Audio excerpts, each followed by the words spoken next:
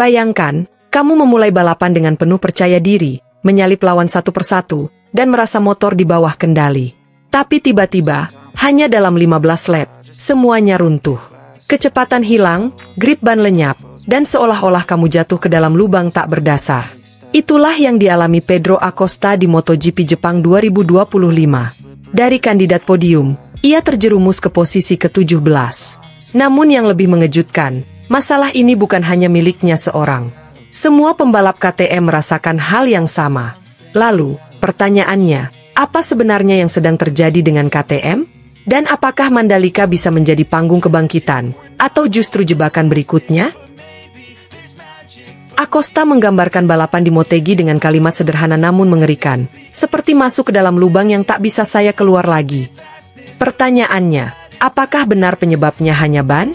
Atau ada sesuatu yang lebih besar, lebih tersembunyi, dan mungkin sedang menggerogoti kekuatan KTM dari dalam?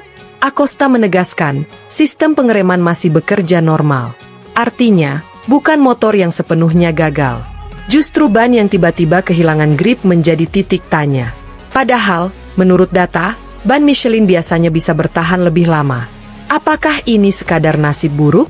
Atau ada rahasia gelap yang sengaja belum diungkap? Publik bertanya, apa yang sebenarnya terjadi di Motegi? Acosta menjawab lantang, kami memulai dengan baik. Motor terasa oke. Tapi tiba-tiba, performa hilang. Saya tidak tahu mengapa. Rasanya seperti jatuh ke dalam lubang. Bukan hanya saya, semua pembalap KTM mengalami hal yang sama. Jadi, apakah ini masalah ban? Atau mesin? Siapa yang bersalah? Acosta berkata, jika ada yang salah, kami harus evaluasi ban. Karena yang terjadi tidak normal. Dari 15 lap pertama yang konsisten, tiba-tiba semuanya hilang. Tidak ada grip, tidak ada kecepatan. Saya tidak bisa melakukan apa-apa. Drama ini seakan menjadi pengadilan publik untuk KTM. Semua mata tertuju pada pabrikan Austria itu. Apakah mereka sedang menyembunyikan sesuatu? Masalah di Jepang ternyata bukan kali pertama. Acosta mengingat kejadian serupa di tes Thailand. Ban tiba-tiba kehilangan daya cengkeram lebih cepat dari perkiraan. Saat itu, KTM masih bisa menutupi kelemahan dengan data pengujian. Tapi kali ini, di balapan resmi, semua kelemahan terlihat di mata dunia. Dan disinilah teori konspirasi muncul. Apakah benar masalah ini murni pada ban Michelin? Ataukah ada kesalahan koordinasi antara tim KTM dan pemasok? Lebih jauh lagi, apakah mungkin ada faktor eksternal, seperti regulasi tersembunyi atau strategi pabrikan lain, yang membuat KTM terjebak dalam lubang performa? Acosta sendiri tidak berani menyebut langsung. Tapi kalimatnya jelas, kami harus investigasi menyeluruh. Jika tidak, kami tak akan bisa bersaing dengan tim papan atas. Ketika semua orang menuding ban sebagai kambing hitam, masalah lain mengintai, yaitu mentalitas tim. Bagaimana jika kegagalan berulang ini meruntuhkan kepercayaan diri Acosta sebagai rookie sensasional? Bagaimana jika KTM mulai kehilangan arah, sementara rival seperti Ducati dan Honda melesat semakin jauh? Dan jangan lupa, MotoGP Indonesia di Mandalika tinggal menunggu waktu.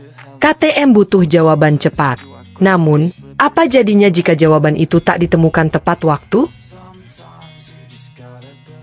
Di tengah kekecewaan, Acosta justru melontarkan kalimat mengejutkan. Ia tidak tenggelam dalam rasa frustrasi, melainkan mencoba melihat peluang di depan. Di Mandalika tahun lalu kami cukup kompetitif. Jadi saya berharap kondisi di sana bisa membantu kami, terutama dengan setelan ban Michelin yang lebih sesuai dengan gaya balap saya.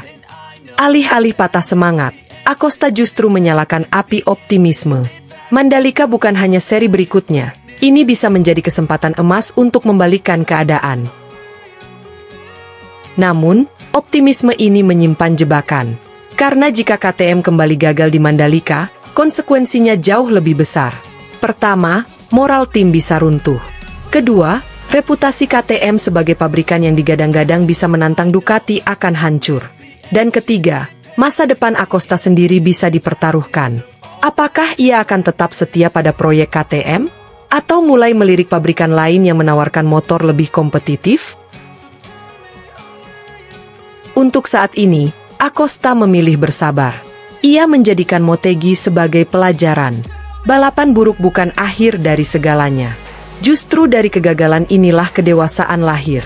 Ia juga memberi selamat kepada Marc Marquez yang meraih gelar juara dunia ke-9.